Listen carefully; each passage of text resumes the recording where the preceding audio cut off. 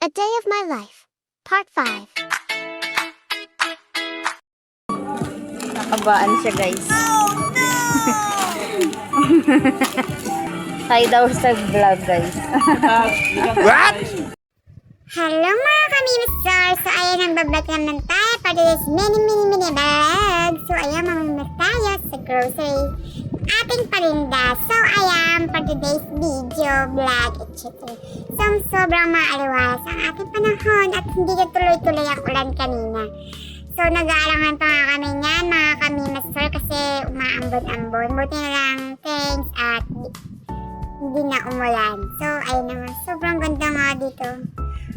By the way, bago nga tayo makapunta ng grocery, mga 10-30 minutes tayo makakapunta doon, mga kamimasor. So, tignan natin muna ang mga tanawin at langhapin ang simoy ng hangin. So, ayun na nga mga kamimasor. So, ayan. Tamang vlog na naman tayo. So, wala tayong magawa for today's video kasi katapos na namin magtinda ng aming street food. So, ayun, nabos na nga aming paninda. Kailangan na namin mamili sa palengke.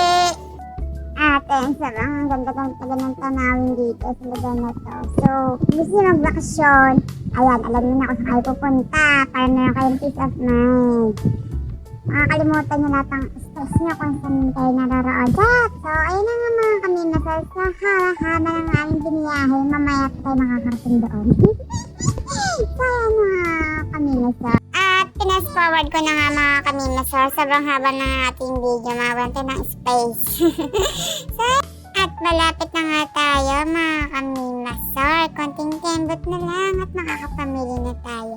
Yan, check pala natin is 4 something kami umalis ng bahay. Matik mga kami, magabing talaga tayo makakawin kasi 20-30 minutes ang ating biyahe. Park na nga tayo, guys. Then, ayan. At ngayon, kinuha na nga natin mga kamimasar ang mga binili natin kasi bawal natin iwan. Baka paglabas natin, mawala. Diba? Mas maganda na yung safety. So, ayan na nga, papasok na tayo sa loob, mga kanima. So, ayan na nga, naghahat na nga tayo ng mga ating mga paninda for good. At sabi ko nga, bumili nga muna kami ng tubig kasi na uhaw ako. And then, fast forward tayo mga kamimasar, ito na namin pamili. So, ayan, hi daw, sabi ni Potpot at nakatulog ang aming baby. At kinakabahan na nga siya mga kamimasar.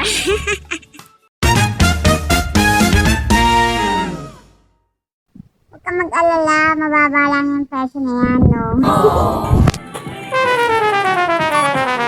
Hi daw sa vlog, guys. So mga kanina, tapos na nga tayo sa mga ating bags. So ayaw paglabas namin night na po. Gabi na nga.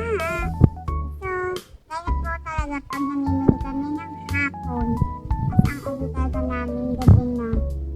At ayun, mag-isip tayo para makauwi. Ay, nagpalahat, nakalimutan pala kami. Alak. So yan, sasabihin ko ng baby ko, ang cute, sa pigilin, siguro sa baby. Ay, damo na po, ay, ayaw niya, gusto ko kami ng mga chichaya, guys. So, ayun na nga, ayun dati siya, wala na dahil sa grocery. Then, ayun na nga, nakabili na nga siya ng maraming alak. Kasi mas malakas ang alak sa akin. So, ayun na nga, guys, sa banduliang, grabe talaga. Hassle, pero, ano daw, nakalimutan ko na sabihin ko. So, ayun na nga, sobrang pagod ko na. Then, nagpagas muna kami for the good kasi hindi naman namin yung tricycle nila auntie. So, kailangan namin magpagaan.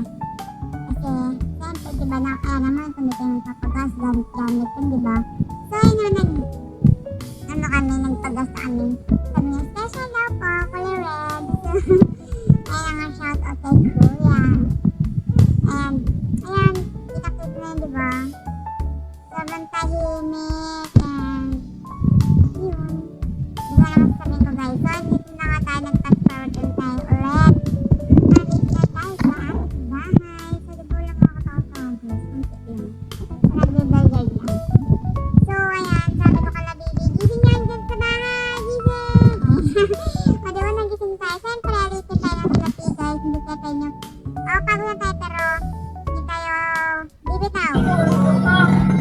Makakatulog. Muna di siya. Hi, ma sa vlog. Hi. Hi.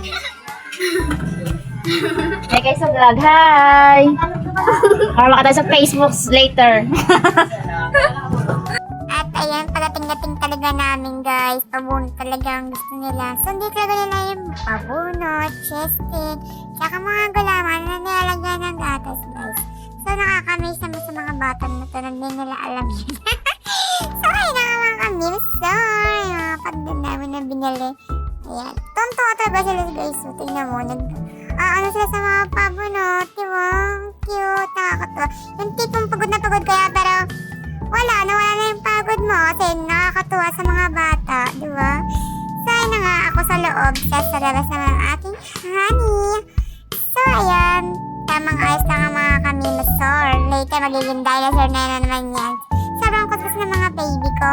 So, alam ko naman natural yan. So, ayan na nga guys, inayos ko yung mga inayos niya kanina. Sabi ko, ako na mag-ayos kasi ang pangit guys. Charot.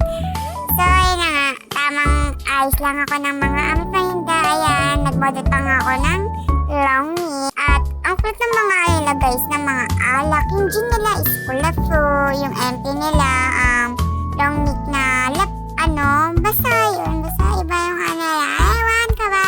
So, ayan, konti na lang at mapupuno na nga